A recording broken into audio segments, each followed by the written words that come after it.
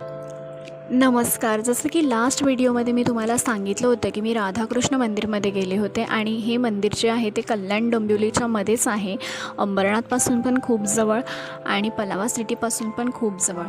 तर तुम्हाला या व्हिडिओमध्ये मी सांगणार आहे की इथपर्यंत तुम्हाला यायचं असेल तर तुम्ही कसं येऊ शकता, याची संपूर्ण माहिती, इकडचा ॲड्रेस आणि मंदिराची वेळ, अशी संपूर्ण माहिती मी तुम्हाला या व्हिडिओमध्ये सांगणार आहे. तर व्हिडिओ शेवटपर्यंत नक्की बघत राहा. आणि काही कारणांमुळे हा व्हिडिओ यायला खूप लेट झाला आहे, त्यासाठी सॉरी. पण अजूनसुद्धा तुम्ही माझ्या चॅनलवरती जर का नवीन असाल आणि सबस्क्राईब नसेल केलं तर आत्ता सबस्क्राईब करा आणि बाजूचं बेल आयकॉनसुद्धा क्लिक करा, जेणेकरून येणारा कुठलाच व्हिडिओ मिस नाही होणार आणि त्याचं नोटिफिकेशन तुमच्या मोबाईलमध्ये येईल आणि तुम्ही माझा व्हिडिओ सगळ्यात पहिले बघू शकता. चला तर मग व्हिडिओला सुरुवात करूया. तुम्ही इथपर्यंत कसं येऊ शकता हे तर तुम्हाला पुढे समजेलच, पण त्या अगोदर मी इथे कशी आले हे मी तुम्हाला सांगते.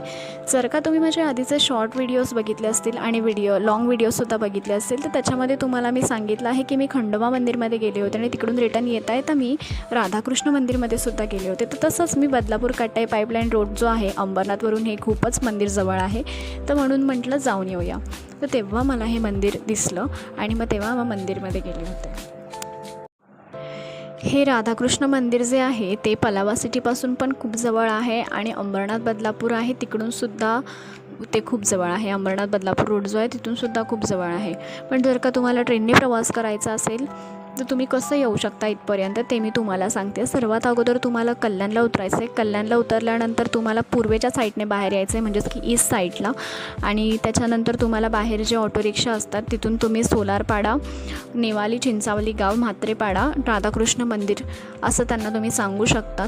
ते तुम्हाला सोडतीलच. पण जर का तुम्हाला पत्ता हवा असेल तर पत्ता मी तुम्हाला सांगते. सोलारपाडा, पलावा सिटीपासून जवळ, नेवाली, चिंचावली गाव, म्हात्रेपाडा, क्रिकेट ग्राउंडजवळ, कल्याण पूर्व, हा तिकडचा पत्ता आहे. त्याच्यामुळे तुम्हाला पुढच्या वेळेस यायचं असेल तर तुम्ही हे पत्ता बघून तुम्ही येऊ शकता, किंवा तिकडे राधाकृष्ण मंदिर आहे असं तुम्ही सांगितलं तरी ते तुम्हाला सोडतील.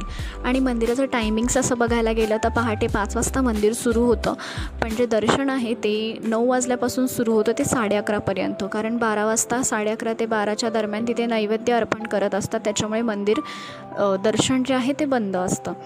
आणि पुन्हा दुपारच्या वेळेससुद्धा शक्यतो जाऊ नका, तिकडे जाणं टाळा दुपारच्या वेळेस, कारण 4:30पर्यंत मंदिर पुन्हा बंद असतं आणि 4:30पासून मंदिर पुन्हा दर्शनासाठी सुरू होतं. त्याच्यामुळे शक्यतो दुपारच्या वेळेस मंदिरात जाणं टाळा.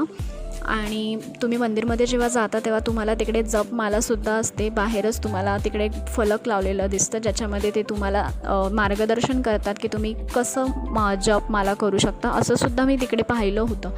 मला फार आयडिया नाही आहे ह्याबद्दल. आणि बाकी बाहेर आल्यानंतर एक छोटासा स्टॉल आहे जिकडे आपल्याला खाण्यापिण्याचे पदार्थसुद्धा मिळतात आणि बाजूला गोशालासुद्धा आहे, तर तुम्ही ते सुद्धा बघू शकता. पुढच्या व्हिडिओमध्ये तुम्हाला हे दिसेल की कसं गोशाला आहे तिकडे.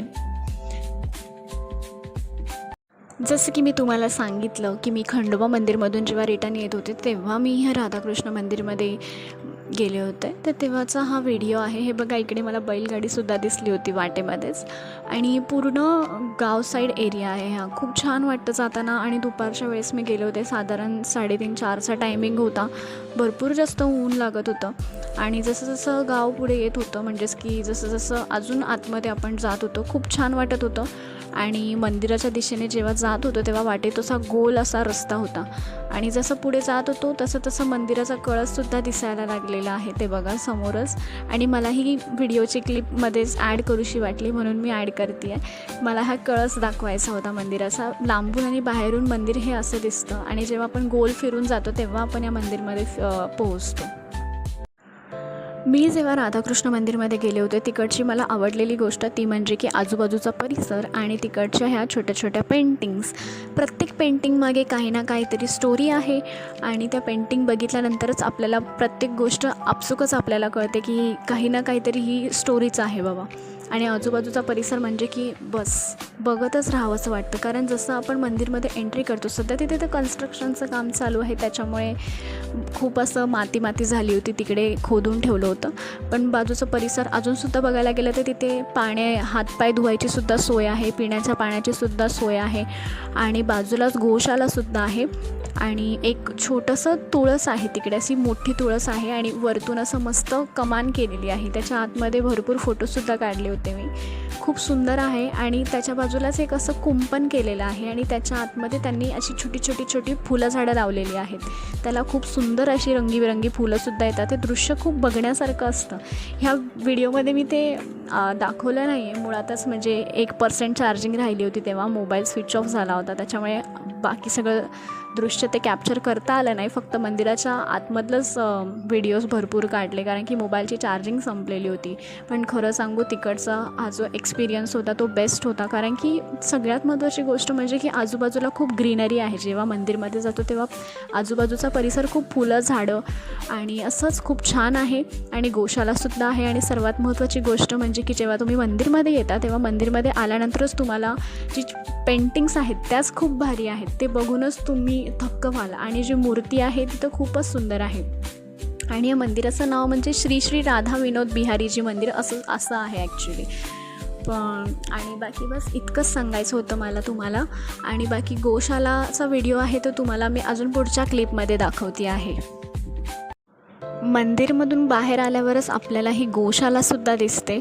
भरपूर गायी आहे तिकडे आणि हे जो बैल आहे हा ब्राऊन कलरचा, ह्याचं नाव आदित्य आहे. आणि बाकी तुम्हाला व्हिडिओ कसा वाटला ते मला नक्की सांगा आणि सबस्क्राईब करा, लाईक